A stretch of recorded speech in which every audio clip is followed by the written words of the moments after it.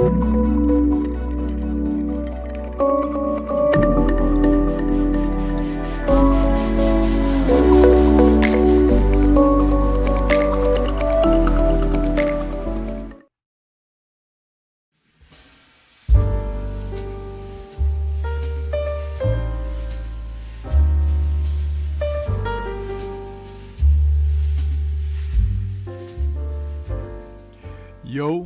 yo, yo. What's good? What's good? It's Stormybman, and I'm back with another Stormybman Reacts video. This time, the focus is on the film Big George Foreman. I had a chance to check this out Thursday evening. It was a pre-screening before the Friday night release. And I have to tell you that being a boxing aficionado, I had to see this film straight away.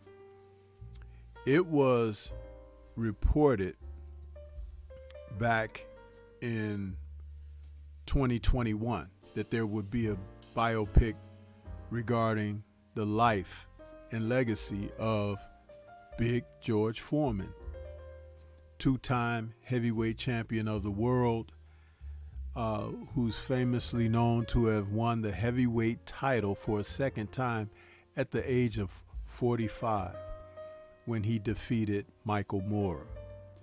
The film, I have to tell you, is worth a peek, especially if you are interested in the history of the sport, and a legend such as George Foreman should be acknowledged as just that. This film covers his life from his childhood up until he regained the heavyweight championship for a second time. Now, let it be noted that although this is kind of flying under the radar, the film is being produced by David Zellin, and it is distributed by Sony Pictures.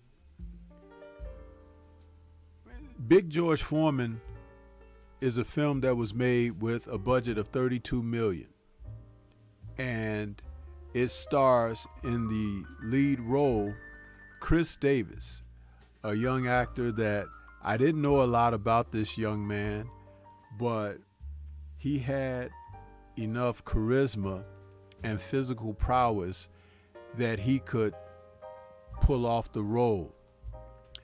Co-starring with him is veteran actor and legend, screen legend, Forrest Whitaker as Doc Broadus, who was the man who put George Foreman on track toward boxing and who was there with him when he won the title, regained the title at the age of 45.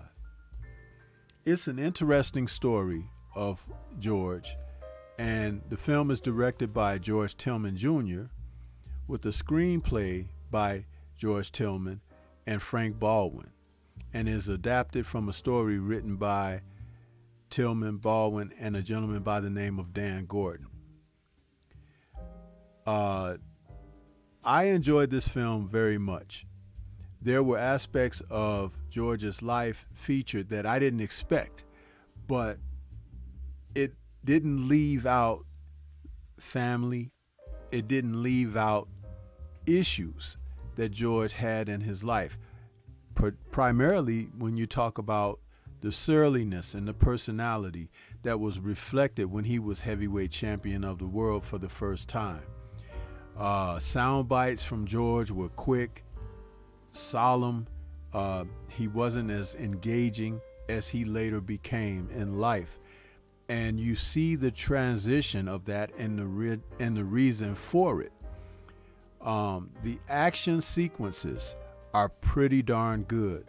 One thing that I noted right away watching the film was the power of George was reflected in sound effects and also with what you call stage props, things of that nature, because it was always fashioned that George was a strong man, both physically and in as far as his presence. And it is reflected in this film. But it wasn't that he was just running around with, this rage or something like that, although he had inner rages. But the film explains why. The transition of George to the likable, lovable, elder fat man that he became later in life is due to a number of circumstances that found him changing his ways and his life. The co-stars of the film, the women who were prominent in his life, these actresses did a wonderful job of conveying their roles. It has to be said that when people perform, they should be acknowledged for what they're capable of. And actresses such as Jasmine Matthews, we had actress Sonja Jean, who was really good as George's mom, and Shyam Mompremier, who was excellent as George's first wife.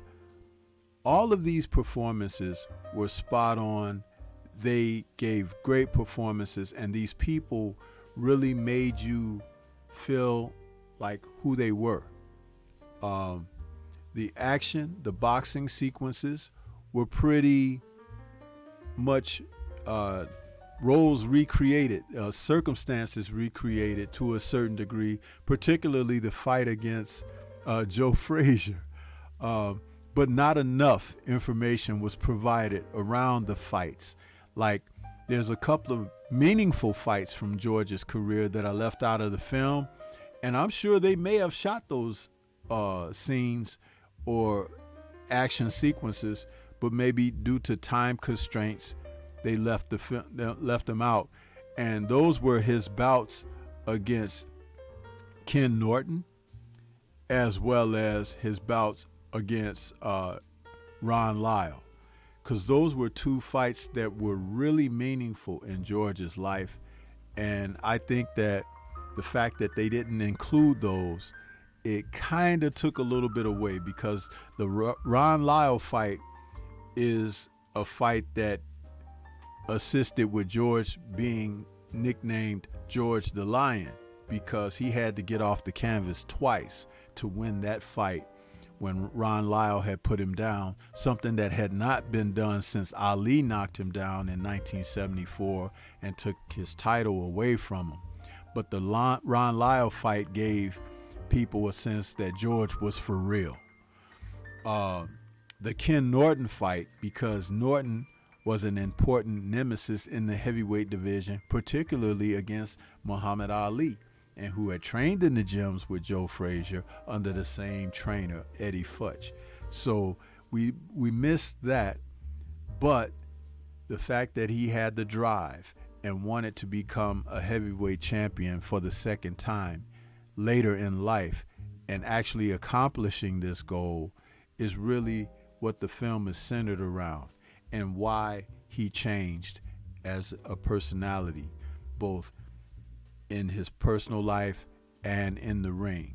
So it was really an outstanding film as far as I'm concerned, because we need more of our legends projected this way and celebrated this way.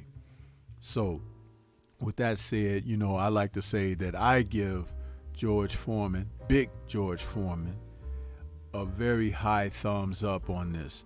Maybe I could say 4 out of 5 stars, but I just enjoy good storytelling and the legends that live for the stories to be created. So those are my thoughts. I hope that you get a chance to get out and check out Big George Foreman and enjoy it for yourself. This is Stormybman. I'll see you next time with the Stormybman Reacts video. Peace to everyone out there, and everyone, please remain safe.